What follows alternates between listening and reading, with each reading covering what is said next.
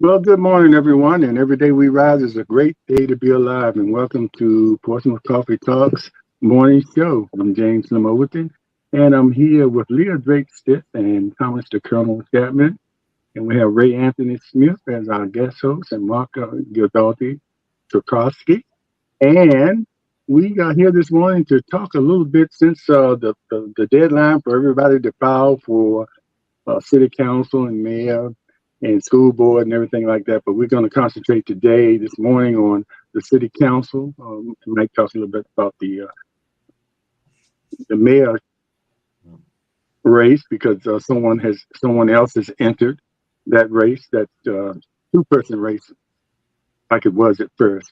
But anyway, before we get started and talking about them, we have Mark and Ray here who have run for office before, and we want to make sure we help people when the purpose of the show is helping the voters know how to really vet, and how important it is to really vet all the candidates, because you might have a sleeper in there that might not have all the financial backing or might not have all the recognition or be as popular, but could turn out to be a great public servant. So you just have to make sure you vet all these people. Anyway, I wanted to ask Mark and Ray to talk a little bit about the campaign financing, because all those records are open to the public, and you usually can find it on the Virginia Public Access Project. It's VPAP.org, and you can go there and you can pull up all the candidates and go through their their finances and their major donors. And it used to be where you could you could give below $100 and wouldn't have to be reported. And a lot of people would give $99 to every candidate, and just in case whoever won, they say, yeah, I gave to your campaign.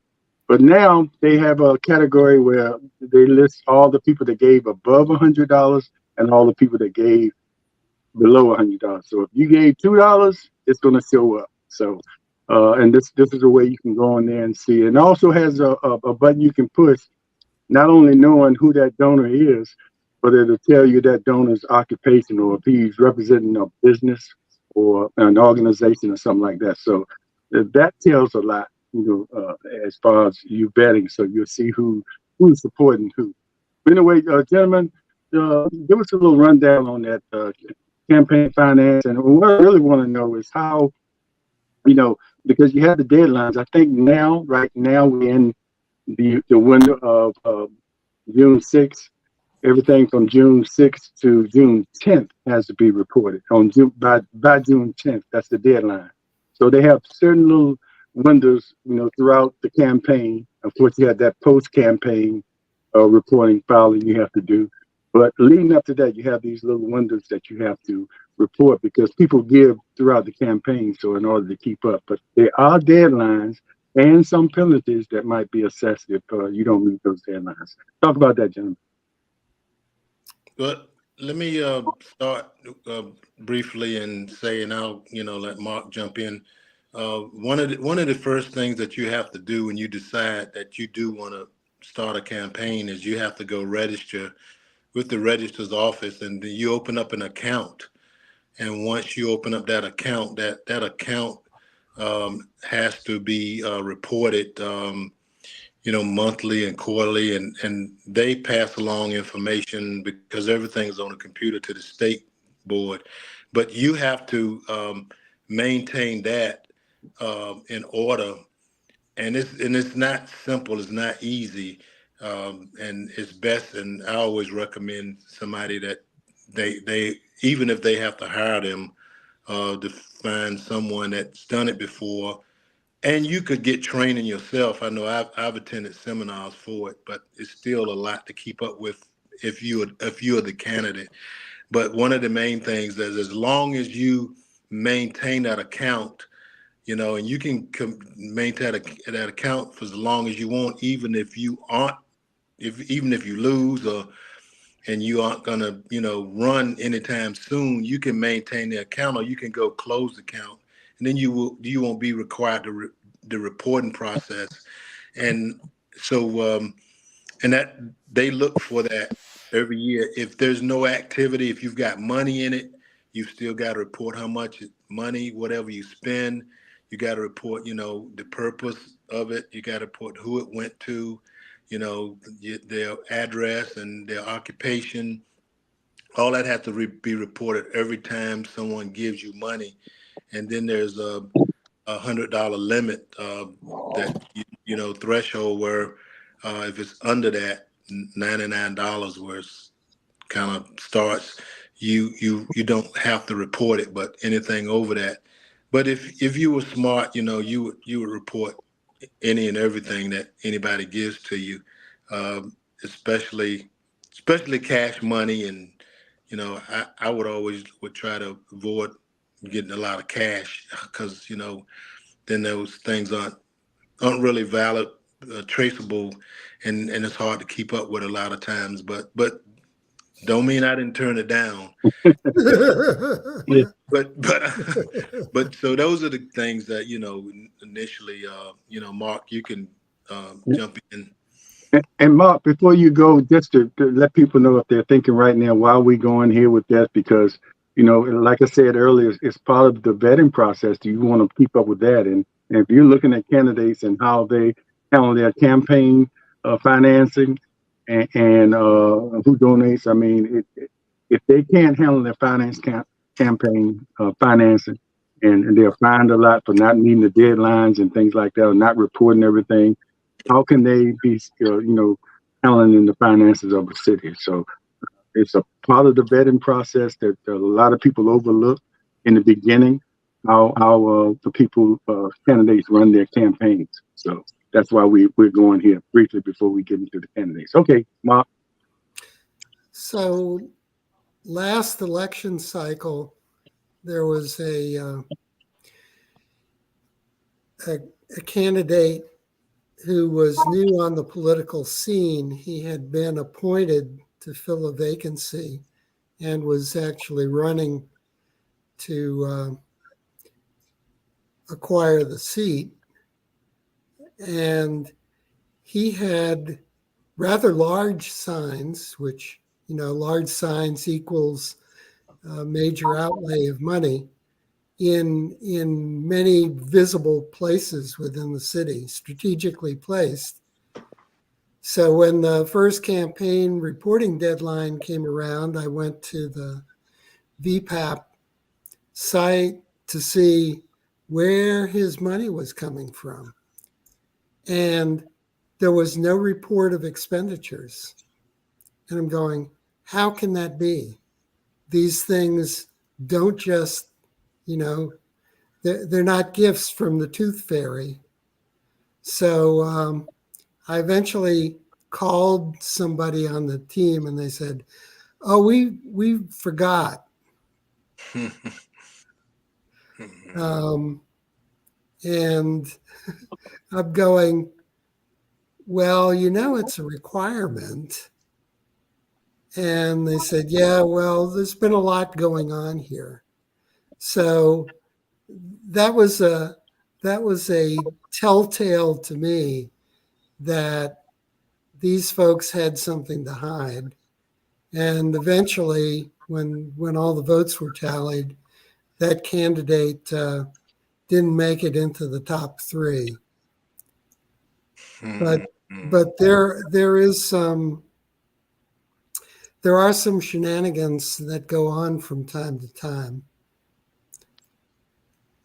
Okay, thank you. And like I said, the VPAP, which is the VPAP.org, you can go on there right now and see all of the candidates listed. There's 11 up there now. I understand that it might be a 12th. I don't know, but it's not listed right now. They have the city council at large. You can go up there and you can single in on each candidate and figure out, like Mark mentioned, their expenditures. If you see a lot of signs and things out there, you can see if they're really spending that money, or you can see how much has come in and who donated. So that's that. So you can actually go to the state website because VPAP goes to the Comet system Mhm. which the Commonwealth has been using for 6 or 7 years now. And actually, the reports are more detailed. VPAP does more of a summary report Mhm. of significant numbers, but it doesn't get down into the weeds. If you're interested in doing some weeding, go to electionsvirginia.gov and look it up on Comet. All right. Any Yeah. questions from the host about what the two gentlemen just talked about?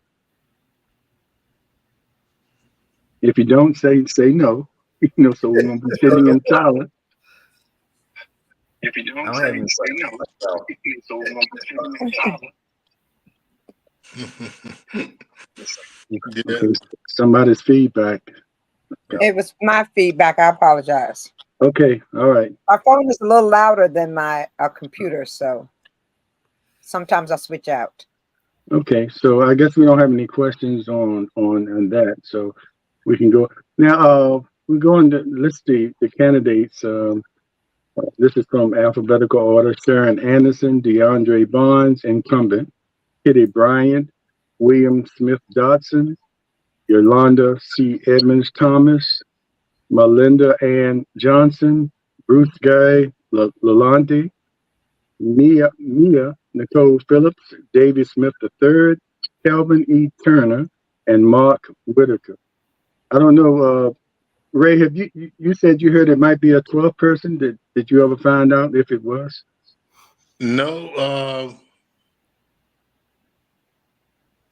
no, I have not, and I did talk with the registrar. She said that she was going to be, putting out the official list this week, and the reason for that because they had to get the last election all wrapped up and do everything they had to get that official.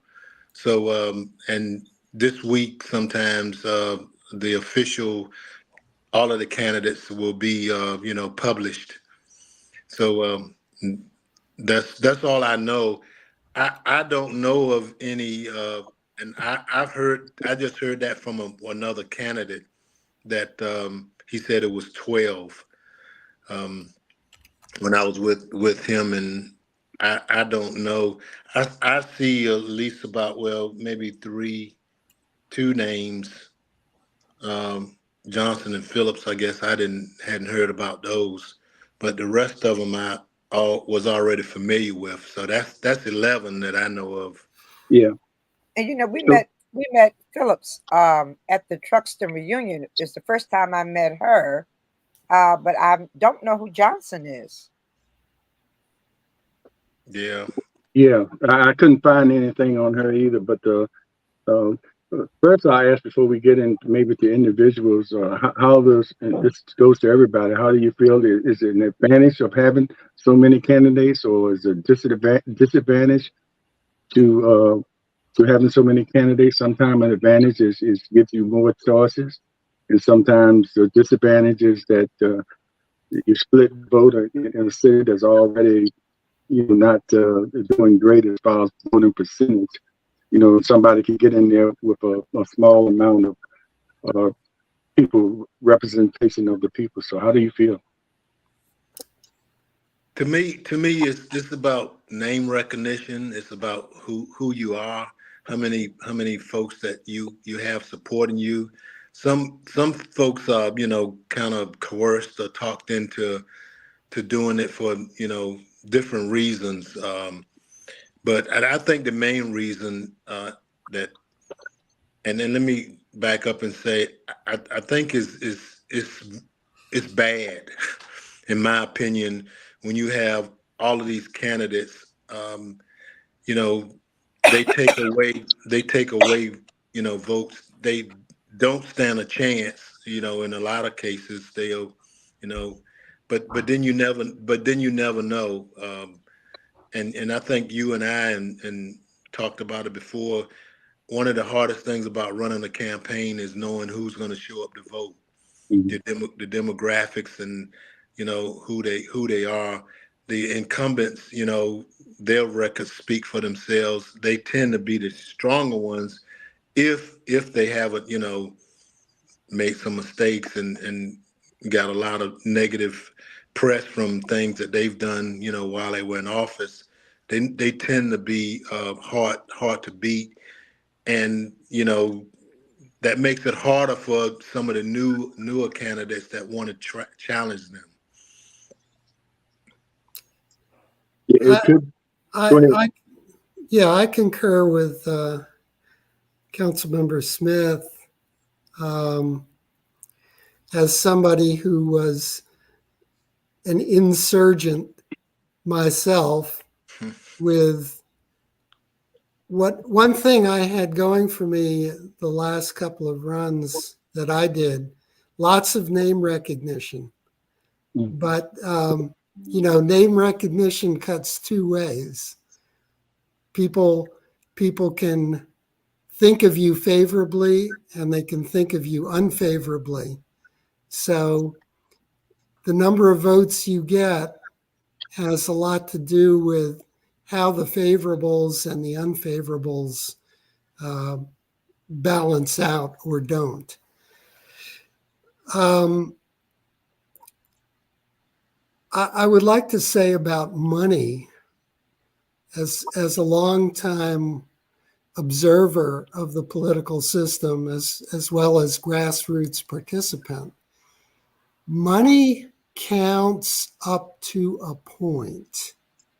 When you have candidates who are running and they have established track records, monetary differences are not as significant as when you have a bunch of unknowns and they have to buy their recognition through advertising. Um, this showed up to me most prominently in a couple of state races some years ago, where the winner of a gubernatorial contest was actually outspent by his opponent, but he was well known and well enough known that the money did not make the difference. That can happen on the local level as well. It can happen more easily on the local level because if you have been in the community for some time, a lot of people know you. Portsmouth is not a giant city. So we pretty much, everybody knows everybody who's anybody. Mhm. Yeah, you know, and Mark, you mentioned that, and locally, I can remember, and we talked about this before we went on air. A candidate or incumbent, he was already served his 4 years, and he was running for re-election, and he spent the most of everybody, like $80,000, and that was a lot even back then. But the percentage of voters were higher then, and I think it was more educated voters because he was a popular guy, and he didn't create any kind of ruckus on council or anything, but he made some key votes that went against most of the voters out there, and I think that was his downfall. It- I- it- you wonder about some single issue people or voters that do that, but sometimes evidently it was significant enough to them to make sure that he didn't return to that seat because of the way he voted, even though he was a popular guy and had the most money. So it's kind of hard to tell. But like I mentioned, the voter percentage was high, and so to me that indicated more voter educated uh, people out there, and Well, attention Well, to what was going on. you know, money. When you talk about money, and folks don't understand this a lot because unless they talk to candidates that have run and won and run and lost, um, money matters. Um, as Mark said, you know, when you especially when you have no name recognition, you need that money one of the other things that they don't know or don't consider, you should have your own money in order to get your campaign kicked off. Because when you have to campaign to get your name out, then you got to campaign to raise money. It's hard on the folks that are working with you. So you need to have done your homework way in advance if you're thinking about running, to find out how much support that you will have, and money don't always dictate that, but it helps.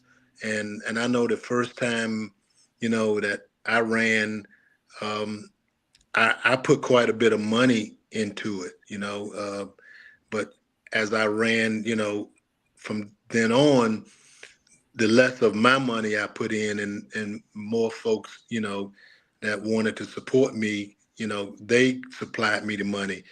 I would say personally, and this can be depending on folks' opinions, but a city council race, need at least about 30,000-40,000 bucks, and maybe a percentage of that, at least 5 to 10,000, you should at least have yourself. But when you get in a race and you say, well, I don't have any money, and then you even talk about it and tell people you don't have any, I guess because you're trying to raise it, it's just a bad sign, of support and how your candidacy and your campaign's going to run. And that's always something that folks don't understand. Everybody thinks that you have the right to run, but it's a lot to running. You should do your homework, and you should have the backing, you should have the finance, first of all, from yourself to get it going. Yeah. That's just my opinion. Yeah. And I've seen that a lot of that's happened. A lot of the candidates in the race have loaned their campaign a significant amount of money in the beginning. And Colonel, I want to go to you and ask you, because you brought up this once before about, having the money to even get in the race. If you don't have it, you should think twice about it. How do you feel about the people that are established to have that money up front versus that real that ground roots person that's really out there stomping or going through the neighborhoods and actually talking to people? Is it possible for someone like that doesn't have all the finances to really get out there and convince enough people to vote for them? We talked about it earlier. We hadn't seen that happen yet, but we always talk about grassroots campaigning, how important that is. You think, versus the people with the money, you think it could ever happen here? As I look at all these candidates, somebody at some point, somebody's going to raise to the top, just by being a pure candidate. Yeah, but I believe that money makes an election. You can buy an election if you have enough money. And Ray was referring to one candidate, or whoever said that candidate spent $80,000 or whatever, but he had a lot of bad votes and a lot of bad things that went against the public. And, he actually turned his back on the public, and basically he was thrown out of office, and to this day remains bitter. So to answer that other question, money makes a campaign. And the other piece is turnout, because in low turnout races, which I hope it's not going to be this case this year because it is a presidential election turnaround, is that you'll have high turnout. What will get by some of the folks that have a built-in core constituency that's going to vote for their person, regardless of what they have done or have not done and will never do for them in the future. And then so you get, and they're hoping for a lower turnout and for more people to run, because it splits the vote across the whole spectrum, which helps basically really helps incumbents, because you have name recognition. And name recognition gets you by, and especially if you have a lot of signs out there, that helps in name recognition. I tried to look at some of the campaign, was talking about campaign finance piece issues, look at some of the money raised, and I look at across the city of Portsmouth, I see a lot of signs out there. But when you connect the dots, there's not a lot of money that has been reported spent on putting those signs out and doing that other kind of grassroots, putting those signs out and printing and all this. There's a disconnect on what's happening out there as far as that goes. And so and so I have to wonder about the campaign finance laws that are being they're there to be circumvented. And it probably is, I hate to say, is being circumvented. And then the other piece too, if I have say I have them all in my garage or at the warehouse, all those signs, I have a consensus is going to put them up for free. How do I speak to that? How do I make that say, you know what I mean? Mark, you know what I mean? They're going to put it out. Sir. Yeah, and they're going to drive the trucks and do all this stuff for later on, and it's not really for free; it's for later payoff. And so those are the questions that I also offer has to ask. Then I went on to the other piece. I went on to a website and looked at candidates, and lo and behold, when you look at platforms, probably 99.999 of the candidates have the same thing. The same thing. I'm going to be out there for crime reduction or crime. We're going to tackle crime. We're going to tackle infrastructure, or we're going to do economic development, or we're going to involve the citizens. And we're here for a comprehensive plan. I'm going to be the one that's going to bring the plan to you. But if you click on anywhere in their websites, there ain't a plan nowhere.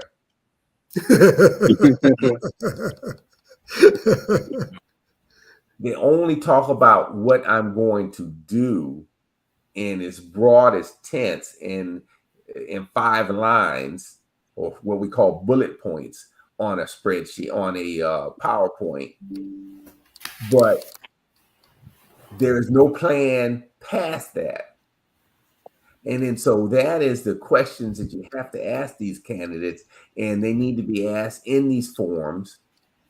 And also, if they do decide to show up for a debate, and it's not one of these debates put on by friendly, non-knowledgeable folks that has already got it set up to where they're just going to let them get away with everything. You have to ask that secondary and third question. How are you planning to get it done? Where are you going to find the money? What is and so if I'm an incumbent, what are your stances on, on the past, what you've done in the past? What's the stances on, I think there was talking about Portsmouth paid out this $800,000 of severances over the last decade or plus. And some of them some of these folks have gotten a bite at the apple twice, as I read the article. What is your stance on that? And what did you do while you were there? Were you one of those folks that fired all these city managers and police chiefs and everything and gave out these big pockets of money? And it's not your money. I watched the debate on the pay raises, and it wasn't a big pay raise. But I would tell you, Mark, I'm not going to use it. They had one of the council members says, let's delay this thing until everybody has a chance for the citizens to come up and vote on it. Meaning, we'll delay this to 26, 27 or whatever, when everybody has a chance to run. But you know what? When they asked to be seconded so it can be tabled so they can vote on it, it was crickets. The entire nobody said a word. I mean, and that, to me, that would have made sense. I mean, what's the rush? Yes. But it evidently was, well, you had that 4 month thing, but it wasn't, I mean, you could have waited till next year. But anyway, yeah, good point, Colonel. And, It tells you, it tells you where the mindset is. And actually, yeah, even before it came up, you had a city council member saying, is it going to affect us now? When are we going to get this money? So we already know that the deal was already cut, and especially for those who don't have a job. And so you have to look at also the candidates running. What are they doing now? yeah. And to your point, Colonel, I was at an event Saturday, and it was a group of guys sitting down under the tree. The event was outside trying to beat the heat. And a candidate came out there and was asking those guys for the vote, not knowing if they even lived in Portsmouth. But anyway, he was just asking, I'm going to have your vote. I'm running for city council. And one of the guys there wasn't having it. He just sat there and threw specific questions at him, not like the questions like he said. Everybody's believes in certain things, crime, funding for school, and things like that. That's all good, but just like we talk about on here, you need to ask those other questions that might be of interest to you. So he, and the guy couldn't answer that because he wasn't prepared for it. So that's the kind of things that and I saw it in action. So it was kind of pleased me to see somebody actually doing that after we say, please, if you have the opportunity, run into these candidates, ask them. Don't just let them go down the line of their platform. Just ask them those questions that's important to you. Yeah, don't And throw them softballs. yeah, yeah. Mm-hmm. Yeah.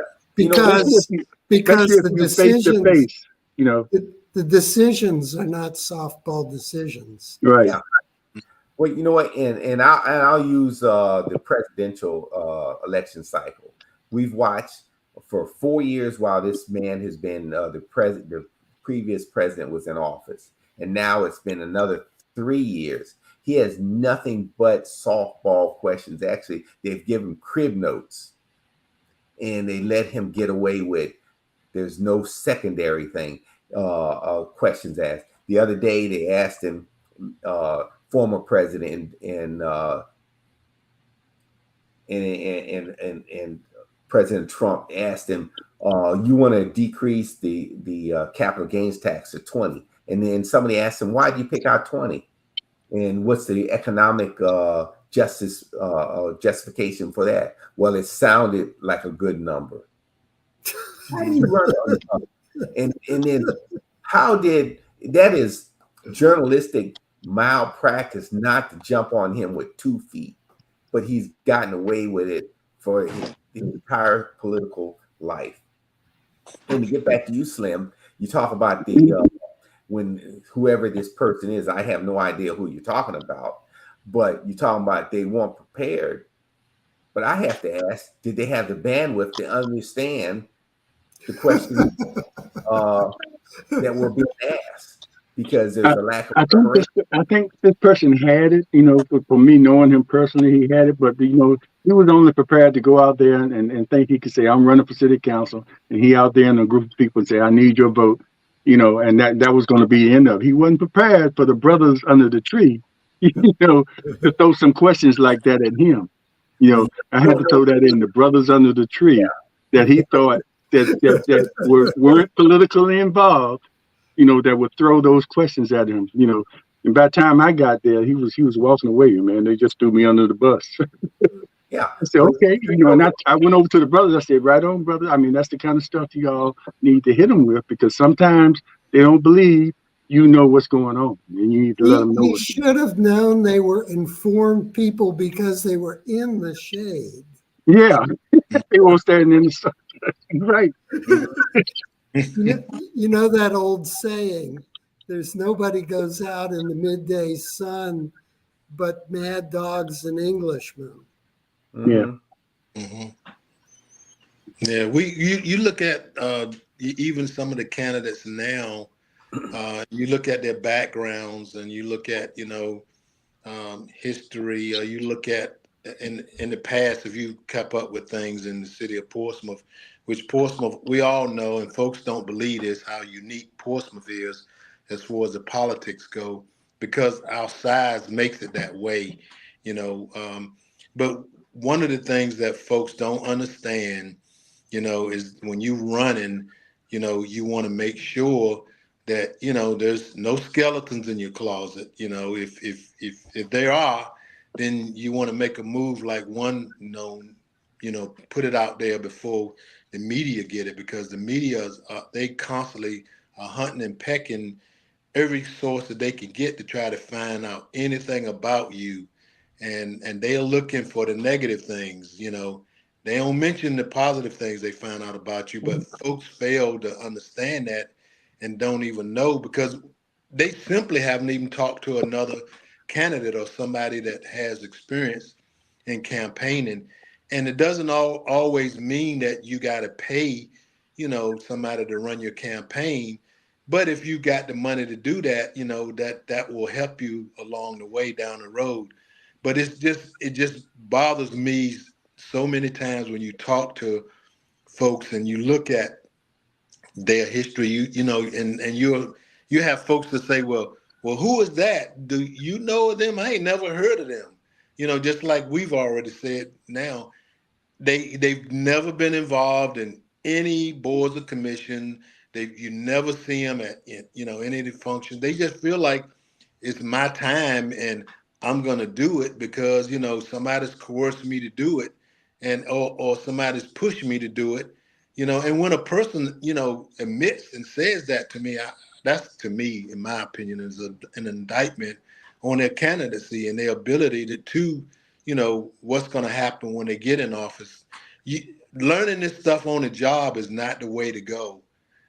There's too many layers. There's too much, and people fail to understand one of the most important candidates is the budget and the money. You know, Yeah. because that's what drives everything, all the problems, all of the successes, failures, and folks just don't get it. And the first day you sit on your first meeting, it could be an important vote coming up Mhm. involving many communities, many people, many or economic development. So if you're not prepared, and we saw that happen, and then we saw it happen where they were never prepared. Yep. But you know, you could kind of excuse them the first meeting not being prepared. But I want them to be prepared the first meeting too. I want them to be hit the ground running. So Mhm. you know, once you know you're running, then you start doing your homework. And so when you go out there amongst the people and they ask you a question about a project, upcoming project, and if you don't know and you say, I'll get back with you, get back with them. You know, we've heard that answer. I don't know that right now, but let me check on it and I'll get back with you. You never hear from them again because Yeah. they don't follow through. But if you want to impress me and I ask you a question and you know, get back with me and say, I looked this up and I found this out, you know, that says something about you and your ability to serve in that capacity. So, Absolutely. in terms of the candidate landscape, we haven't touched on something that is extremely important. There are certain interest groups in the city, public employee organizations like the firefighters and the police. Um, there are political action committees. Right now, I think there's only one that is active. There are community organizations that have widespread membership. And these folks often are involved in doing candidate endorsements and giving money to go with those endorsements. They can be extremely significant, especially for employee organizations where firefighters and police officers on election day can be standing out at the polls, handing out literature in plain clothes, doing their duty as citizens. But having that sort of organization behind you takes some of the strain off your campaign in having to provide workers at the polls. Yeah. Hey, Leah, you sitting there looking so nice, but you haven't. I know you might want to have something to say. So I haven't seen you I'm yawn once, so you must be wide awake. I'm just absorbing all of this. In as much as I've been talking to a lot of senior citizens who are very discontent with the way the city is going and the ways of our city council. I'm thinking that with a good ground game, a great ground game, it's gonna make a difference. Money, I think, is not gonna be as impactful as if you can get out there and talk to these citizens and tell them what your plans are, what your goals are, what is your vision for the city. Do you have a vision for the city? When you look at other cities and you see what's going on in the city, all of the growth and everything that's taking place, and we don't see it in Portsmouth. So a lot of people are discontent. So I'm thinking if you get a good ground game going, you get out there and shake hands with these people, sit down with these people and tell them what your plans are, it's going to make a difference. I think we may be in for upset this time around. We may end up with a new council this time. Um, I don't know about. I know there are a lot of PACs out there, but people that I'm talking to are now thinking for themselves. So hopefully, they can get out there. Like I said, we got people out here I had never heard of before, and others who've been involved in the community have shown that they've been involved in the community, and I think that's going to make a difference as well. So it's going to be interesting because I'm listening to Yeah, older people saying I'm not voting for people, certain people, because and their rationale is logical. I'm not saying why they're saying they're not voting, but they're saying certain people they would not vote for.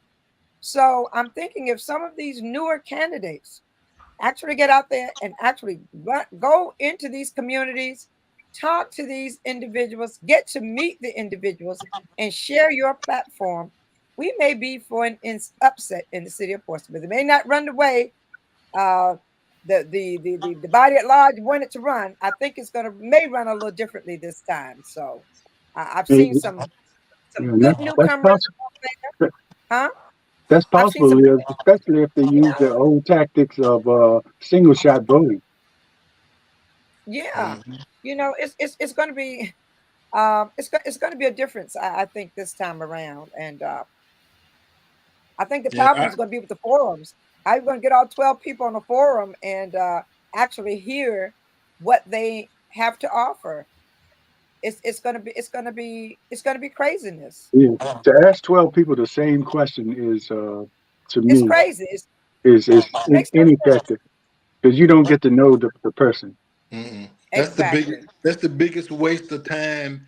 I know in Cavalier Manor we used to do it a number of years ago, but that's the biggest waste of time and The effort. biggest waste of time. Is major waste, because when you look at, like you said, Leah, the backbone of this communities, all these communities, even the civic leagues, are the senior citizens, and they do keep up, and that's across the And they board. vote. I mean, all the demographics, and they are the ones now. Everybody else is waiting for somebody to tell them who to vote for. The younger ones, because they don't keep up, and they don't keep up for a lot of different reasons, but the main thing is when you have a sitting candidate that never and has never ever hardly ever come out to any public function or come to any event, and just, it's all about, them and their little focus group. When you run on this city council,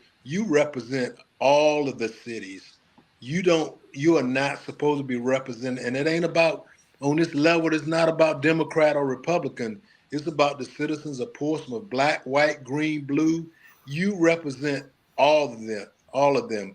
And I know my years on the school board and on council, sure, you got a heart for your people and you can do things for your people, but there's everybody else too that you're responsible for too, and that you That's can't right. just put your back to them to say, well, I'm gonna focus on this group or that group, because let's face it, everybody's got problems. Everybody has issues, but like James said earlier about the guys under the tree, he is absolutely right. When I walk up to these guys and talk to these guys too, James, they know what's going on. Hmm. There are guys that's locked up in penitentiary that knows about what's going on in places like Portsmouth, because I've talked to them, and even visiting, and even when they get out, they have kept up and they know. So it's real difficult running campaigns, but you have to focus on any and everybody that you can. And I'm amazed at some of the questions that I'm getting from some of the seniors. Uh, and Mhm. many of them have made me aware of who was running before I even knew who was running, because they would call me and ask me, well, who is this person? Where should I know this person from? And then I said, well, listen, I got to go back and check, because I didn't know the individual was running for council. So as you say, Ray, the senior citizens are keeping up. They're Mhm. taking notes. They're Mhm. displeased with the action of the council that we have now. And I think they're going to come out, and I think they're going to make a difference. I really do. Well, they always make a difference. It's the other groups that don't really get out, because they wait for the ballot time to come up, and asking when I've worked polls, uh, what about this sample ballot? I'm looking for this sample ballot from these groups like Mark mentioned, these action groups, these political groups, these fraternal groups, these all of these groups, and they talk amongst one another, and they aren't really connected enough to know all of the deep details of what's going on, and just been so much bad information put out there by individuals, that it is just kind of a shame. And even some elected officials, have put out information that was distorted, and people don't know. One good thing, when y'all talked about these pay raises, there was somebody, the news media reported that there hasn't been a pay raise for Portsmouth City Council in 30 years. That's not true. When I came on council in 2004 to 2008, we got a pay raise. When I came on, we were getting 18,000, and the city manager at that time, he just worked it in the budget. We didn't talk about it. We didn't have public hearings about it. He just put it in the budget, and we didn't even know about it until afterwards, and even after it was over. But that was from 18 to 22 for council members, and I think it's like 20 to, I don't may not, am I right on the numbers, to about 25 for the mayor. So that happened between 2004 2008 time frame, and in my opinion, I didn't have a whole lot to say. I wanted to come down and voice, but that was big. That was a major, to me, too much of a raise. I'll say Ray, that. it was But way it was way too much of a raise. I can yeah, see putting it in increments, yeah, maybe exactly. give yourself Yeah. 100% increase in Yeah. salary. I wish I can go to work tomorrow and say, listen, I'm going to give myself 100% increase in salary. Plus, Hmm. when you look at it, they will be making more than a lot of their full-time employees in Portsmouth. Yeah. People who work Yeah. full time, the 40 hours a week, they will For a make part-time much job. more than those individuals. And you're on a part-time job. It's not anything you go Hmm. to every day. Right. You go a couple of times a month. You may, Mhm. and my question is, how many committees do you serve, and how many do you actually attend? Many of them do Mhm. not even attend the committees that they are appointed to. Absolutely. There's the justification for the pay raise. I think that's going to hit hard too. That pay Yeah. raise, because people And are you talking about that pay raise. And Leah, you and I have been on the school board before, and it's a lot more time consuming and difficult being on the school board than it is on council. It It was a is. lot easier being on council than now. The ones that have it a little tough on the council is the mayor, because the mayor's got a lot of events, a lot of functions, or has to do some traveling, promoting the city. The mayor is like the drum major. He should be the leader, even though he only has one vote.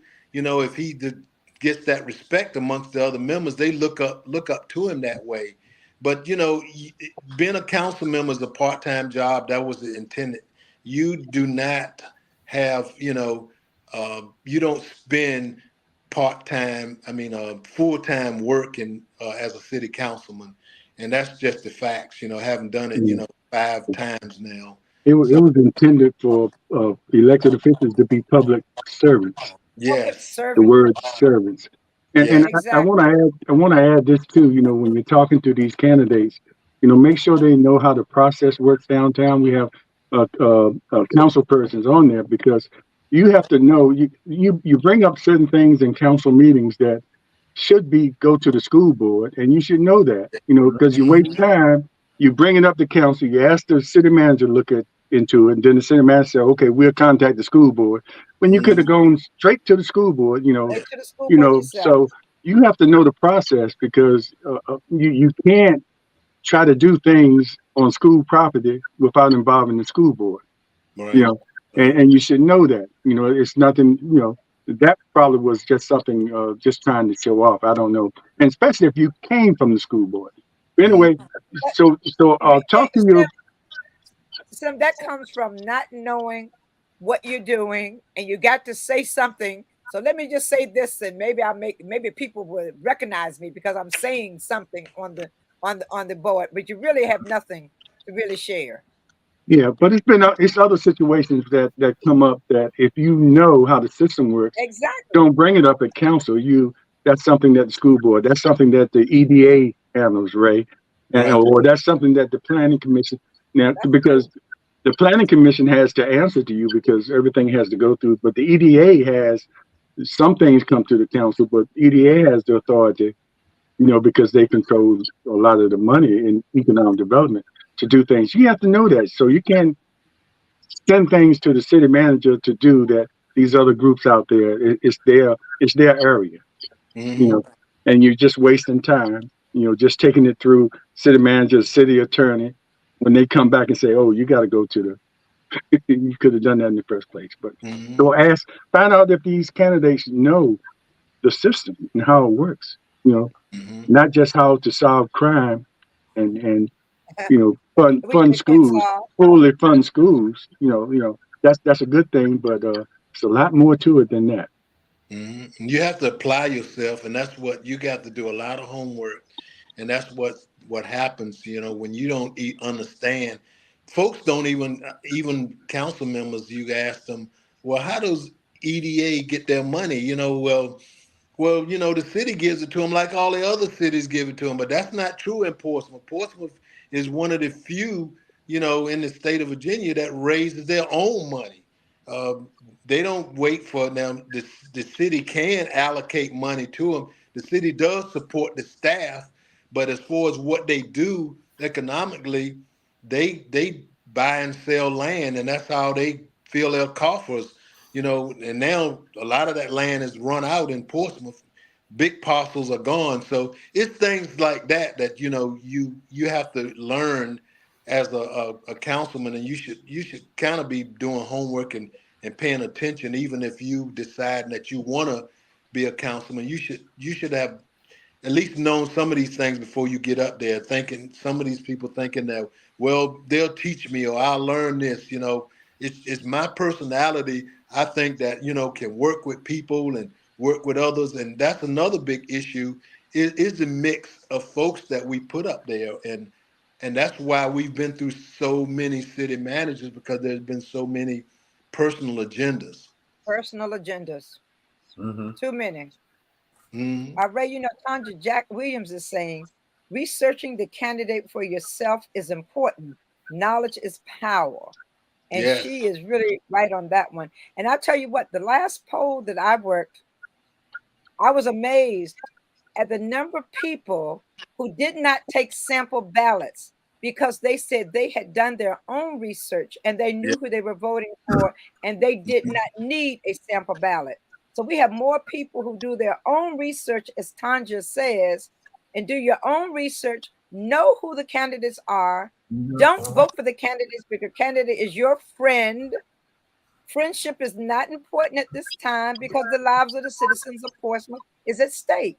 So learn these candidates, learn what they're bringing to the table, learn what where their power rests, and Mhm. make good choices, not because a person is your friend, but make good choices based upon what that person can do for the city to advance the city to a better place.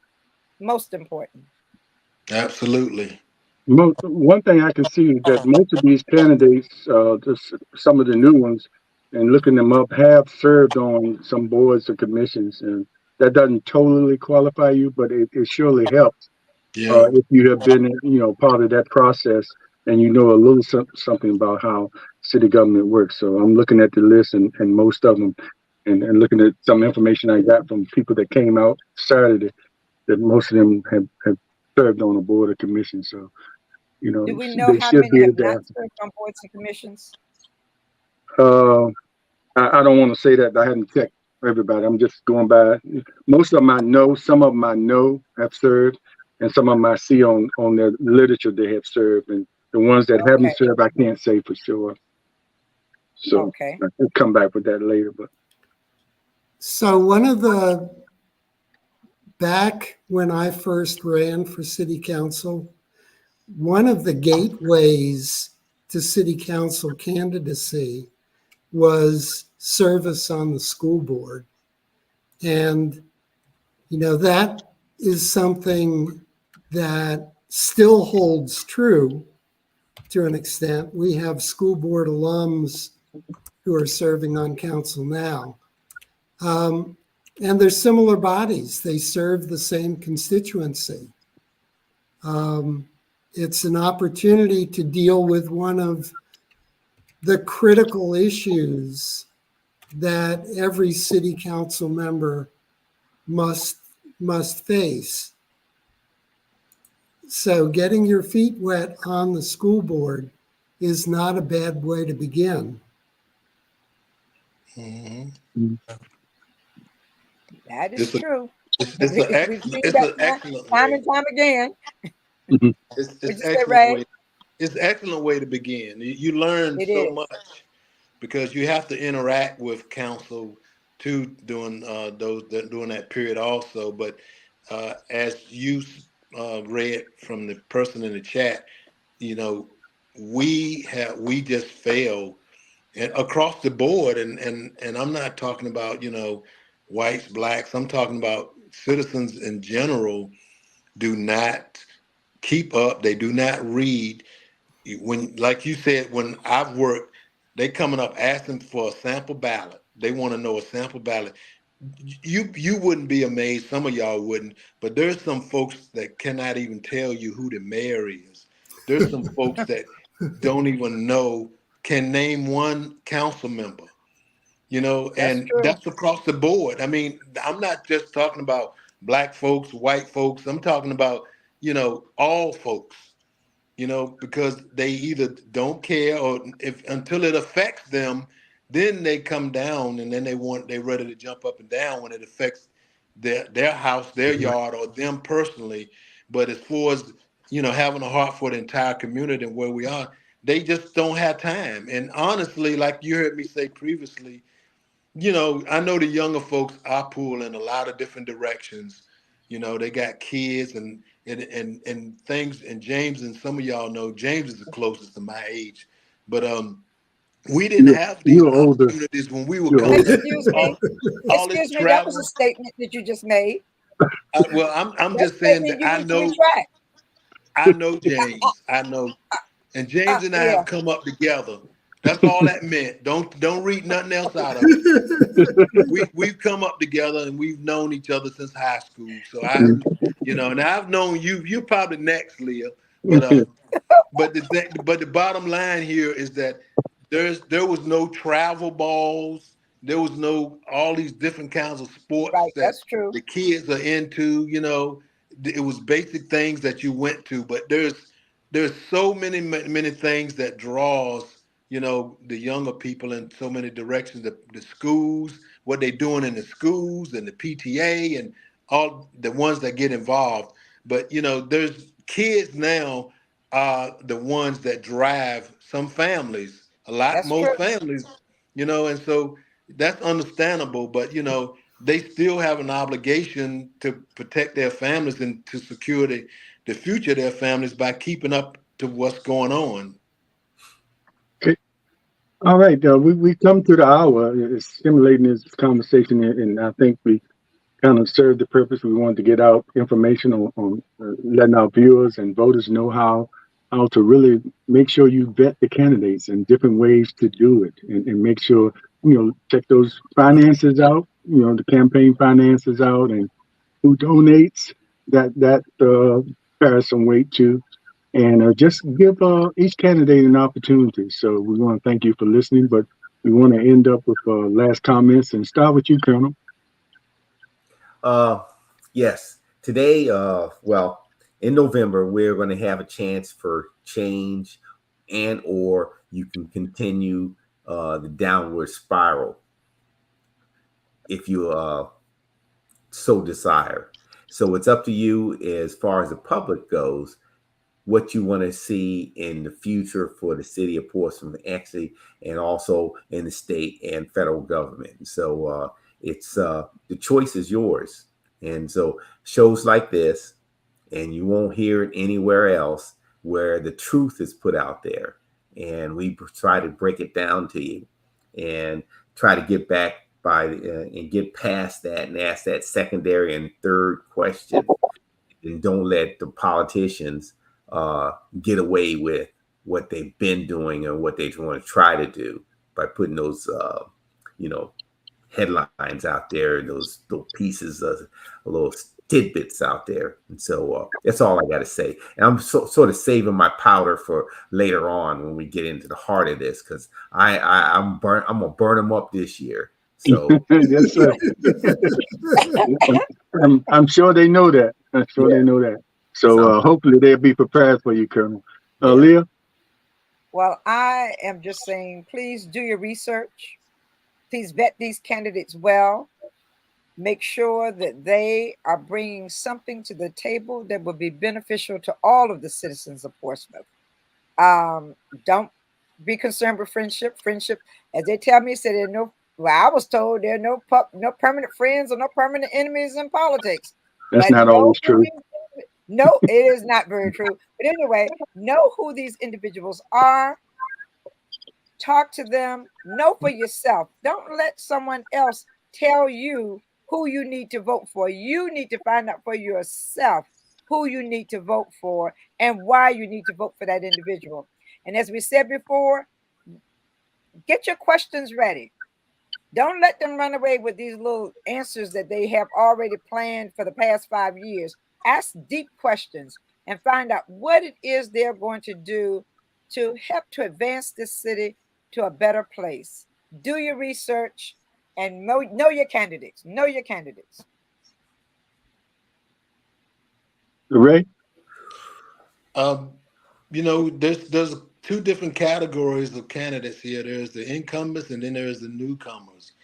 And I just, beseech folks to remember who were the sources of contention. Right. Also, as far as the new folks go, think about, the heart, your heart, and where your heart is, your mind, your heart, they all interconnected, one drives versus the other. Folks that have a heart for all people, folks that have a heart for serving, also the folks that have the real time to serve, also, and then one of the points to ditto what Leah said is friendships is one thing, but we shouldn't be doing things based on friendship. We need to look at things based on qualifications. We need to do it based on who's going to be the best one for the jobs. And you shouldn't have been coerced to come out to run for office. That should be something that's in your heart. That's why I refuse not to run again when folks are asking me, why aren't you running? Well, my heart isn't in the running anymore. So I know I want to help others. I want to help others, maybe get in those positions or be successful or get along. I'm old now, Leah. So I'm gonna let you and claim old, okay? yeah, I'm gonna claim it. I'm gonna claim it. But I tell you, so it's time. It's time that we realize what it's about. It's about people. Exactly. Bottom line, it's about people. Yeah, Ray, you said you're old. Look at the guys running for president. Huh? Well, that's a dilemma. Go ahead, Mark. Another whole novel, another whole book. Yeah, that's a whole different story. Yeah. So I want to share my dream. I have a dream. It's not as grandiose as Dr. King's dream, but it's a dream nonetheless. Former council member Simas pointed out something at a campaign kickoff, that in the entire history of Portsmouth, there have been a total of 5 women who served on city council. And what I would like to see this election cycle, because I see candidates with the right potential, I would like to see the new council be 100% women, which would make it 3 and 3 for You the my first man, Mark. time I love that. ever. So I hope that can happen. Yeah, well, what a dream. Yeah, that would be nice. But anything, the last thing I have to say is to the candidates, respect those guys sitting under the tree. They're not only sitting in shade, they can throw some shade at you. So be careful about that. Thanks, everybody. Make sure you like, subscribe, comment, and share this show tonight. We'll see you next time. Take care. Thank you. It's time for us to sit down.